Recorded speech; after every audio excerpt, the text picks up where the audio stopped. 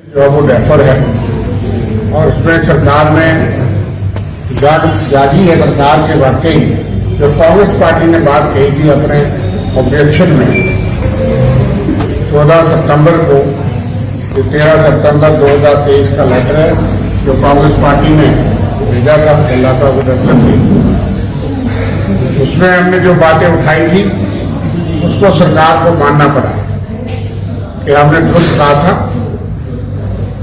पहली बात इसकी करेंगे, दूसरा किसान आज परेशान है जो उनकी फसल खास करके धान की फसल तबाह हो गई, और जो आबियाना इरिगेशन का टैक्स माफ किया था सरकार ने बजट में, 2015 बीजेपी की सरकार थी, वो 7 साल के बाद अब अगला टैक्स तो ले ही रहे, लेकिन पिछला एरिया जो है माफ किया हुआ एरिया भी कह रहे हैं कि वापस दो, उनको जो है वो तो तंग किया जा रहा है। इसके बारे में आपको खुलासा बताएंगे। ये जो लेटर था, आपको याद होगा कि जब चुनाव की प्रक्रिया शुरू हुई तो 4 अक्टूबर तक उन्होंने कहा कि 4 अक्टूबर को नोटिस निकला कि आप हमें जवाब दीजिए जो रोटेशन रिजर्वेशन अवार्ड्स पे चीफ इलेक्टोरल ऑफिस की तरफ से एक नोटिस निकला, जिसकी 9 तारीख उन्होंने कहा कि 4 दिन के अंदर अंदर आप ऑब्जेक्शन फाइल कीजिए। इतनी जल्दी थी सरकार, तो हमने कहा भाई माकूल समय नहीं है। फिर 14 सितंबर तक सिर्फ 10 दिन का समय दिया गया था, और हम उम्मीद करते थे कि चुनाव समय पे होंगे। एक्ट ये कहता है कि म्यूनिसिपैलिटी कॉर्पोरेशन के चुनाव उनकी मियाद खत्म होने तक, लाइफ खत्म होने तक, टर्म खत्म होने से 1 महीना पहले संपन्न होना चाहिए। आज अखबार में आ गया है कि वो अक्टूबर, नवंबर, दिसंबर तक सारी जो अर्बन बॉडीज है उनकी लाइफ खत्म हो जाएगी, टर्म खत्म हो जाएगी। 1 महीना पहले ये चुनाव संपन्न होने चाहिए, लेकिन उस वक्त जल्दी की हुई थी। हमने भी कहा ठीक है, लेकिन जब चीफ इलेक्टोरल ऑफिसर से नोटिस निकला तो हमने पूछा कि ये कानून जो है ये तो बदल गया है, ये तो संविधान के तहत होना है, और संविधान की 74th अमेंडमेंट अब कोई भाड़ा नहीं है 2019 के बाद। वैसे तो वो 73, 74 पहले ही लागू, लेकिन हमने 2 चीजें लिखी थी।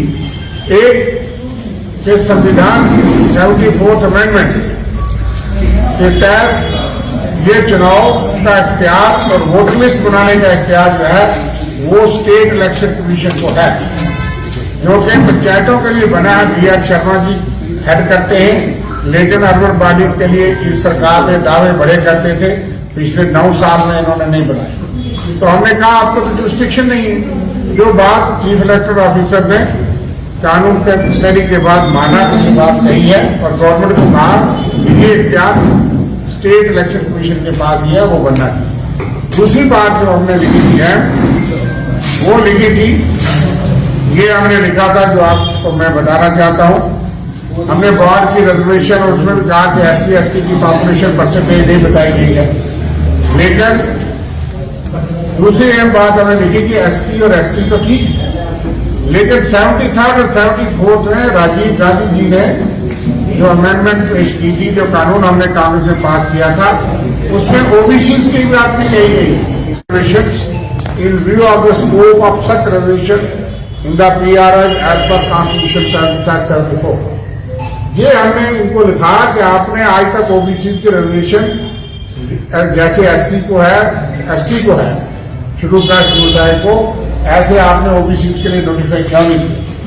ये 2 अहम बातें कांग्रेस पार्टी ने उठाई थी अपने लेटर जो 13 सितंबर 2023 को हमने लिखा चीफ इलेक्टोरल ऑफिसर को, और ये गवर्नमेंट को गया, जिसके बाद ये जागे और इन्होंने कहा कि जी अब हम अमेंडमेंट करेंगे और शायद state election commission urban bodies उसके देर साया हो, वोटर लिस्ट भी द्वारा बनेगी क्योंकि कानून ऐसा कहता है, और OBC के लिए भी उनको रिजर्वेशन मिलनी चाहिए, जिसका हम स्वागत करेंगे। लेकिन ये मांग कांग्रेस पार्टी ने उठाई है, और ये 73rd 74th में इसका प्रावधान कांग्रेस है। ये लेटर JKPCC की तरफ से हमने जो है वो लिखा था, बल्ला साहब के दस्तखत से ये 13 सितंबर को हमने भेजा, हमको 14 सितंबर को ये मिला, जिसके तहत ये हुआ।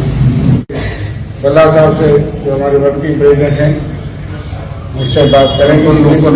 अर्बन लोकल बॉडीज और उसके सिलसिले में जो हमारे से बात की, हमने बड़ा ही टाइमली उनको इन्फॉर्म किया कि कहीं ना कहीं कताई यहाँ पे है। सरकार सोई हुई थी, उसको जगाने का काम कांग्रेस ने यहाँ पे किया और मैं समझता हूँ कि फिर भी हर वक्त हम इनको जगाते रहेंगे और यही मांग करेंगे कि इलेक्शन अथॉरिटी जो जम्मू कश्मीर की है फौरी तौर पे इस पे कदम उठाए, डिले करने का काम बंद कर दे ताकि जमहूरियत बहाल हो और असेंबली के लिए रास्ता साफ हो जाए। और हमें रियासत का दर्जा यहाँ पे चाहिए। जिस ढंग से बड़ा अच्छे ढंग से इन्होंने अपने अर्बन लोकल बॉडीज की बातें यहाँ पे की, ये डेमोक्रेटिक प्रोसेस का एक निचली स्तर में ग्रास रूट लेवल का एक बहुत बड़ा इंस्टीट्यूशन है जिसको डिले करने का काम यहाँ का डबल इंजन का प्रशासन यहाँ पे कर रहा है।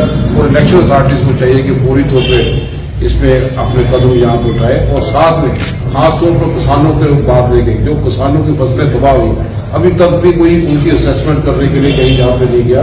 और उसके साथ साथ जो अभियाना जो था इसको पिछली सरकार ने खत्म कर दिया था 2014-15 के बाद, आज दोबारा उसी अभियानों को लेके इरिगेटेड लैंड पे फिर दोबारा और पिछले केसेस में भी रिकवरी का काम यहाँ पे सरकार यहाँ पे कर रही है। तो हम सरकार से मांग करते हैं कि जो डिसीजन यहाँ पे था जिसको एबॉलिश किया गया, किसानों को राहत देने की बात करें और अभियाना जो पहले बारिश किया गया था उसी पे वहां पे वो स्टिक यहाँ पे करें।